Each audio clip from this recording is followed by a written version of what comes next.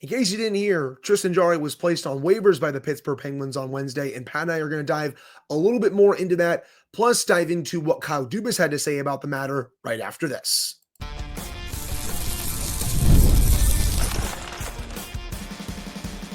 You're Locked On Penguins, your daily podcast on the Pittsburgh Penguins, part of the Locked On Podcast Network, your team every day.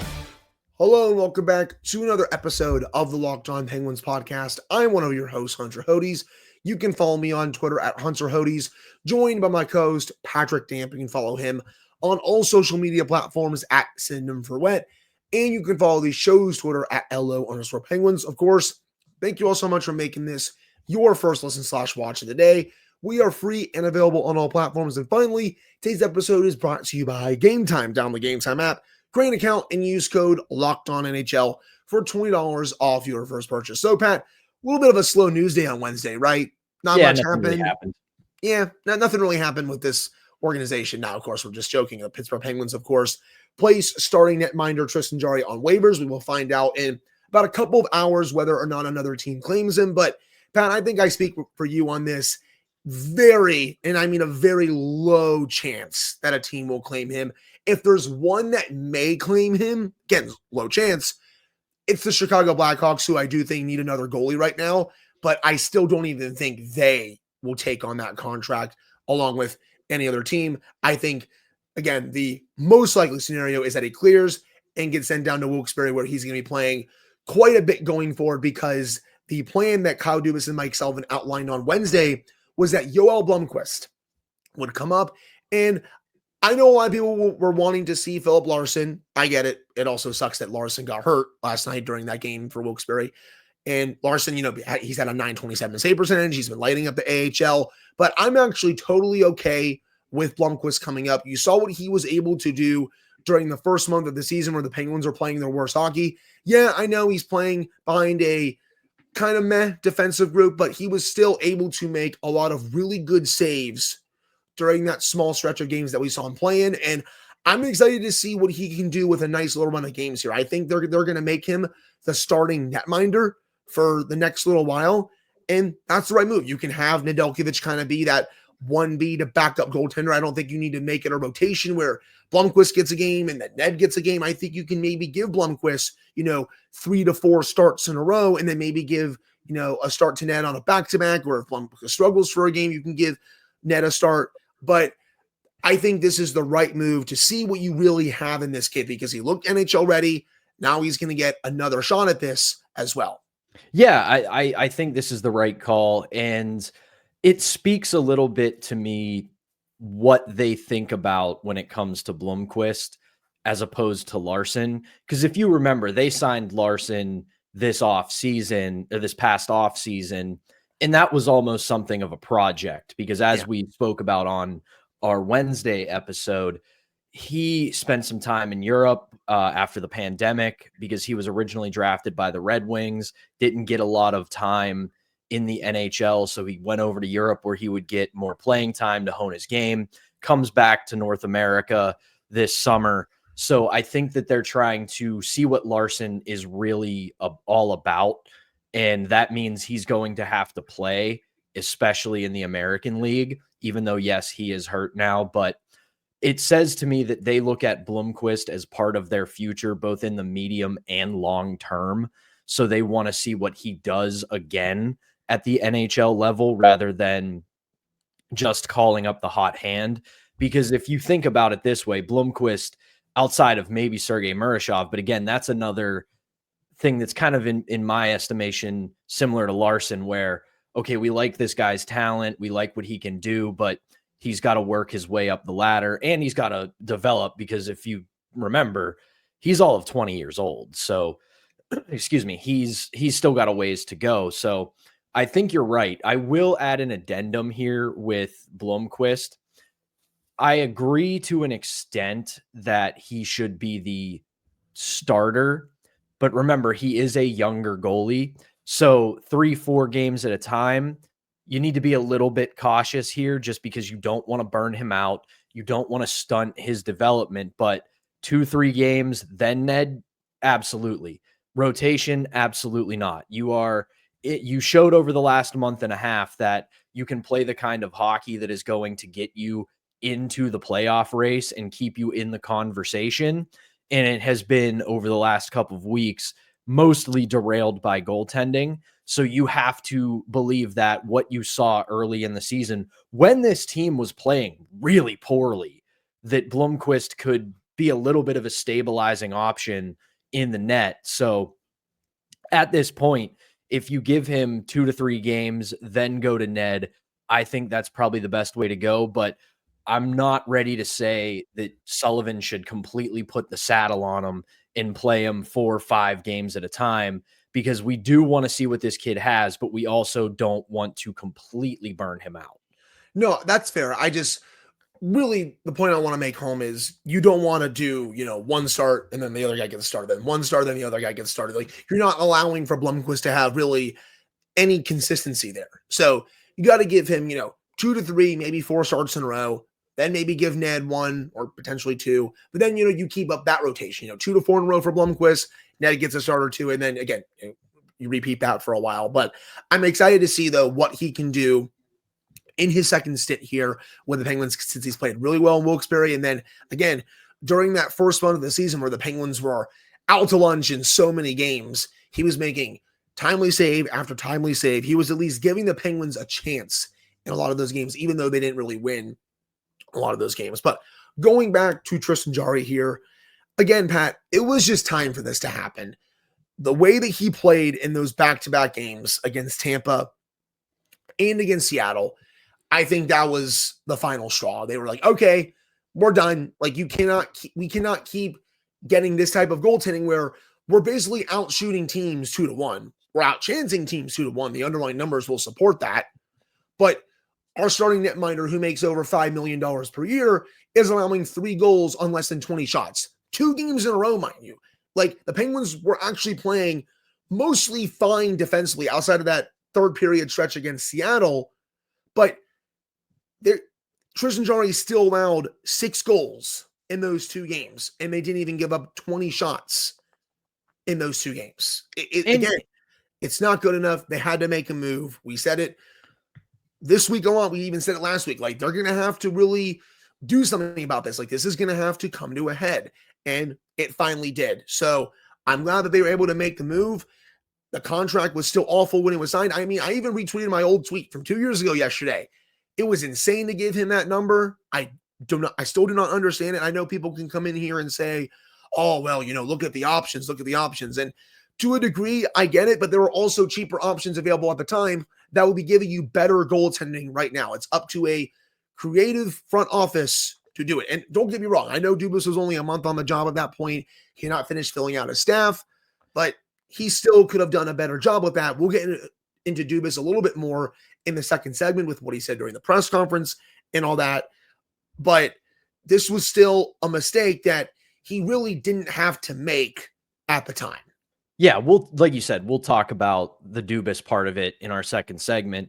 I do, however, want to go back to the last 2 games to say this. You have to put what happened in the right context, because you played 2 teams who are vastly different, but there was something in common. You played Tampa Bay, who's an extremely good team. They have been for the last decade.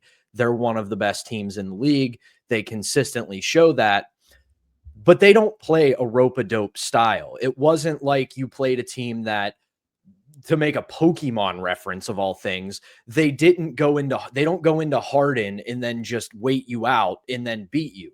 You gave up soft goals against them. And then the next night, you play Seattle, who is just a struggling team. They're not very good. You take the fight to them for the majority of the game, and he gives up 3 goals, and all 3 of them, you can make a case that they were very soft goals. We talked about it when we broke the game down. Yeah, 2 of the 3 you can pin on the defense, but you would like a save.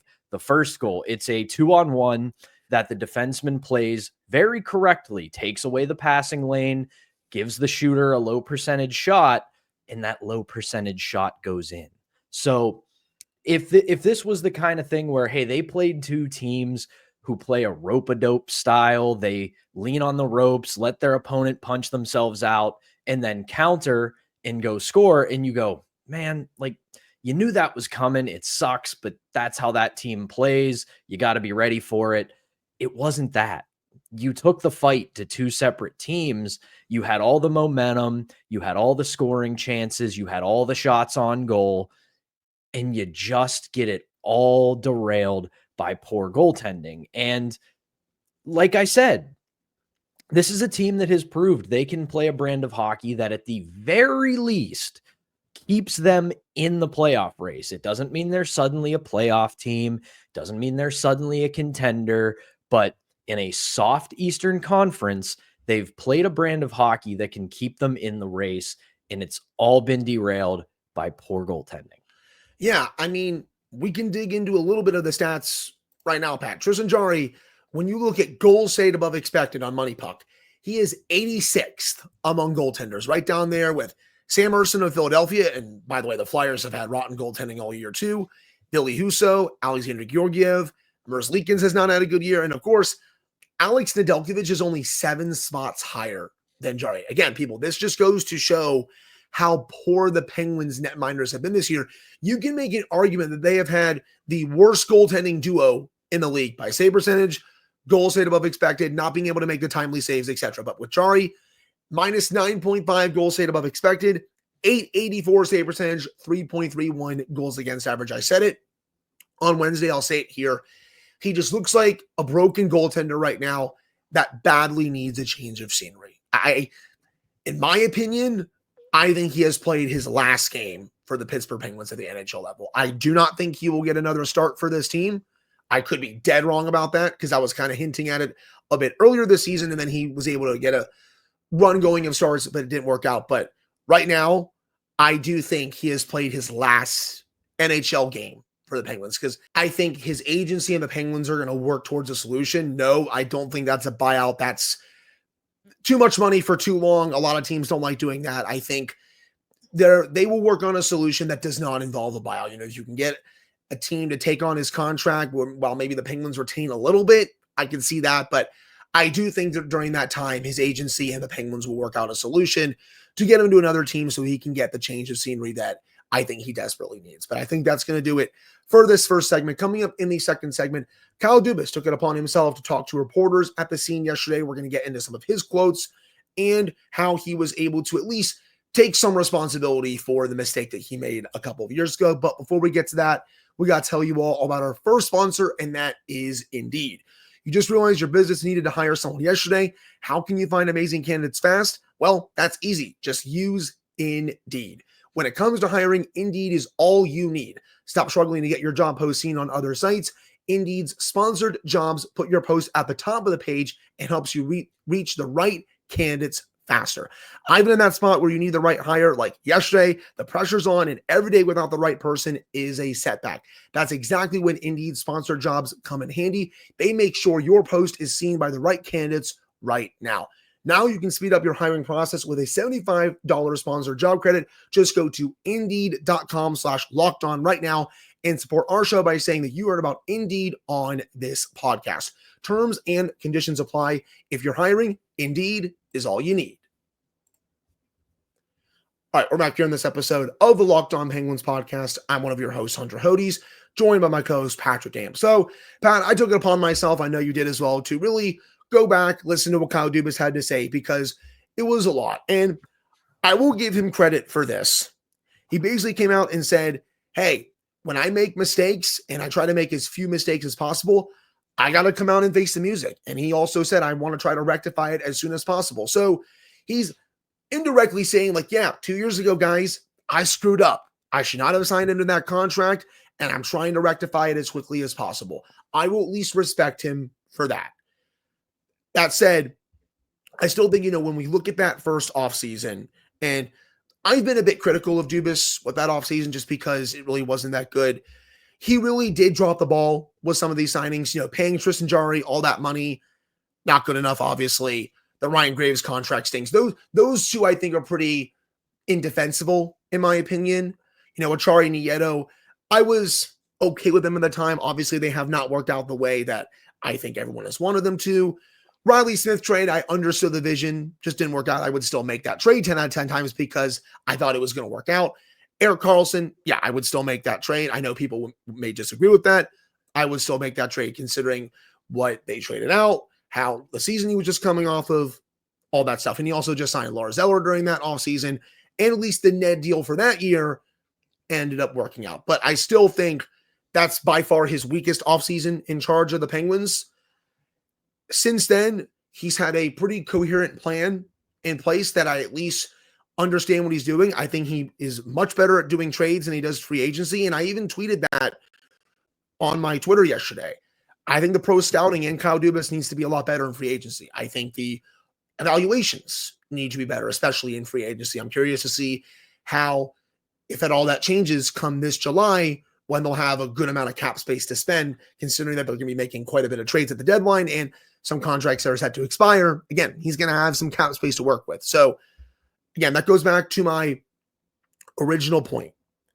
I'm glad that he was able to come out and face the music. He was able to take responsibility for his mistake. I respect that a lot, while also saying that he just needs to be a bit careful with cap space, considering how much the Penguins had in cap space that year, and it was all gone in a matter of hours. So just want him to be more conscientious when it comes to that, especially this summer when they're going to have a lot of cap space again. Definitely. I don't want to do kind of a full evaluation and breakdown of Kyle Dubas's tenure as general manager here, but we kind of have to, given the context. Right. So the thing I'll say about this is, one, I love that he came out and took responsibility for it. This is something that fans and media pine for. They want their pound of flesh, so to speak. They want the general manager, or the coach, or the player to often come out and just say, hey, I screwed up. And to Kyle Dubas's credit, he did just that. He came out yesterday and basically said, I messed this up. I made a mistake. Yeah. I'll add this addendum to it, and you hinted at it a little bit. That summer, very condensed timeline for him. There was less than a month between free agency and the draft. And I understand that people will say, well, it's not like he was a brand new general manager. He had worked in the NHL for years, so he's not completely clueless, but it's a different organization at a different timeline with different cap constraints, different prospects, the whole 9 yards. So you can't just take what his ideas were in Toronto and bring them to Pittsburgh because, like I said, different franchise, different players, different prospect pool, different cap situation. So a bit of a difference. And then I look at the goaltending market that summer. It was absolutely terrible. There were not a lot of good options. There were not a lot of good free agents, and there weren't very many more goalies available via trade. That said, the contract given out was indefensible. He didn't deserve that much money. He didn't deserve that much term. And if you quote unquote lowball him and say, here's a couple $1 million for 3 years, this is our offer, and he says no, go let another team pay him. But I can at least understand the logic of this goaltending market's soft. This guy has been in our organization for about a decade. We know him. We know who he is. Let's just take a bet on him. But the contract itself, indefensible. So end of the day, I'm very appreciative of him saying he made the mistake and working to rectify it. I wrote about it hours before we recorded yesterday. And I said, it's going to be a tough decision to waive Tristan Jarry and send him down to Wilkes-Barre because it's difficult to send a $5 million goalie to the American Hockey League because it's admitting a mistake. And let's be real here. Tristan Jarry might not be a good NHL starter. He's not an American Hockey League goalie. He's too good for the AHL, but he's not good enough to be a number one. So it's a very tough call to make, but I applaud him for making it. Yeah, I would agree with that. I think in the NHL, he's probably a 1B to back up, probably somewhere in between there. Pat, I will also say this, going back to something you were saying about the goalie market that year. I agree with you a little bit, but also who were the Penguins bidding against for him? Like looking at the contracts that were being given out that year. Remember, mostly a lot of short-term deals for goalies. who were you bidding against? What other team was going to go out there and be like, yeah, I'm going to sign him to a 5x5 deal, which by the way, when is that contract for a goalie ever worked out? Very few and far between, my friend. I mean, heck, the Capitals did it pretty recently as well with Darcy Kemper, and then they dealt him to Los Angeles for Pierre-Luc Dubois. So he didn't even make it in his contract either. So again, that's just one example, but there's countless others where you sign a goalie to, a 5x5. In Jarry's case, it's 5 times 5.375. So kind of similar, but there's so many cases where that type of contract for a goalie just does not work out. So again, I just want to know who he was bidding against that year. I know 2 years later, I'm talking about this, but whatever. That's where I'm like, okay, a creative GM, figures out something other than that. He signs a cheaper goalie during that class that would give you at least average goaltending. Again, I get what some people were saying that the class was bad. It was. The goaltending class that year was bad. But I still personally would have went for a little bit of a more cheaper option. The people that say, oh, he didn't have a choice, I disagree with that because we saw other goalies get smaller contracts who have outplayed Jarry since then. So that's the main point that I wanted to make during that. But again, as you said too, I am glad that he realized that he made a mistake. He's rectifying it, in year 2 of this deal. And again, I really do not think he's going to play another game for the Pittsburgh Penguins. But do you have anything else to add about Dubas? I agree with you on that. And I'll add this caveat to it. The only way I see Tristan Jarry playing for the Penguins ever again is if somehow, some way, both Blomqvist and Larson, and then even Nedeljkovic completely face plant over the next couple of months. If that's the case, then you just have to throw your hands up and go, well, this is the situation we're in, and we just have to get through it somehow, some way. But I'm very skeptical that that will be the case. And the other thing I wanted to say about this from Dubas's press conference yesterday was this quote that really stood out to me. And this was from him yesterday. He says, throughout this whole stretch, he has continued to come in here, put in the work, and that's not been a question at all. That just hasn't materialized the way we would like it to on the ice. At this level, you have to get to the point where you have to do what is right in the long run for him and us. So he coats it a little bit with the you have to do what's right for him and us. That's him saying in another way, performance is dictating my decision, because this is what we have wanted from both Kyle Dubas and Mike Sullivan. And they've fallen short in several areas where you see guys who screw up, guys who don't play consistently, continue to get minutes. But this is them saying he has not performed up to the level we need him to perform to. So this is what we're doing. We're putting him on waivers. We're sending him to the American League and probably burying him there. So along with acknowledging his mistake, I appreciate him and the organization being a little cutthroat, because you're a $5 million goaltender. You need to be the starting goalie, and you are not playing like it. So I'm happy with them doing that because it's what we have all wanted them to do.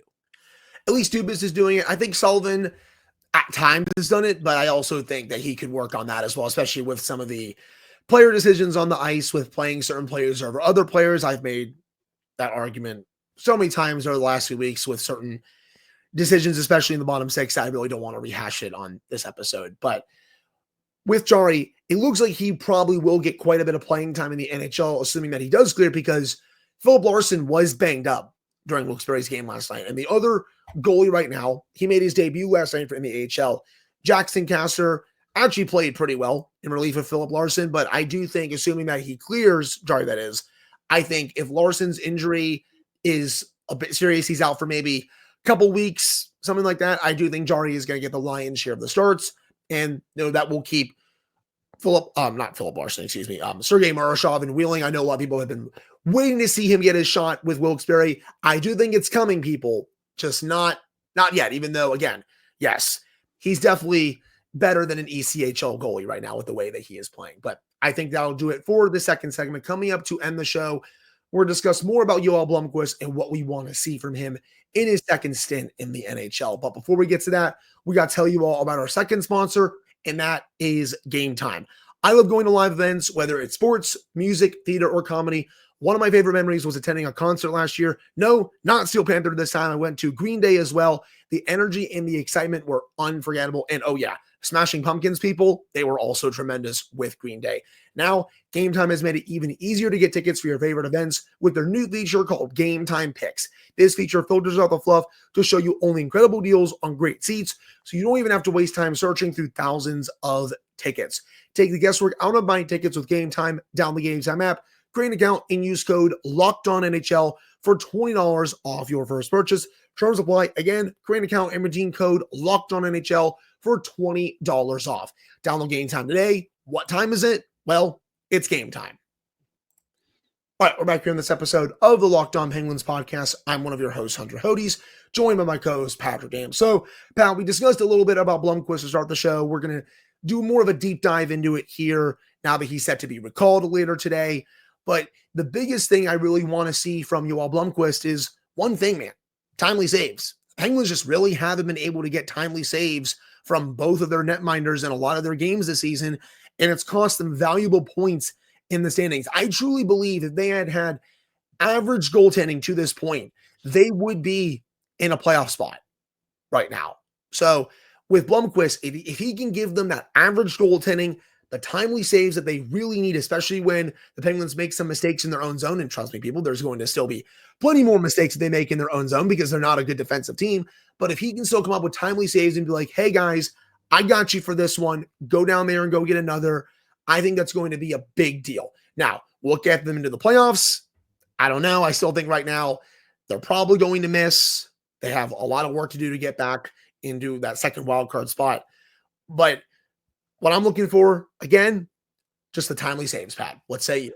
Oh, for sure. And he provided that when he was with the Penguins, when they were playing as poorly as they were to start the year. The biggest stat that stands out to me is if you take out when he had the awful start against the Dallas Stars, which you can't even really pin on him. The team played absolutely putrid in front of him, but you take out that start, his save percentage at the NHL this year is .913. And it's not that it's just .913. He faced on average 36 shots a game when starting for the Penguins, which at the time of at that time, that was what the Penguins' average shots against were. It's decreased now to about 31. So it's about 5 less shots a game. But then you run down all of his starts in Pittsburgh to start the season. 906 against Detroit, 906 again against Toronto, 929 against Buffalo. And that wasn't a start. He had to come in relief for Tristan Jarry, who had a very, very bad start in that game, or it might have been Ned. I can't remember. Either way, the Penguins tried their hardest to blow that game against Buffalo. Then Carolina, bit of a burp on that one, 895. Edmonton, 920, and he made 50 saves. So, or shots against. So 47 saves. He has been able to make the timely save. Now, I do want to expectation set a little bit here.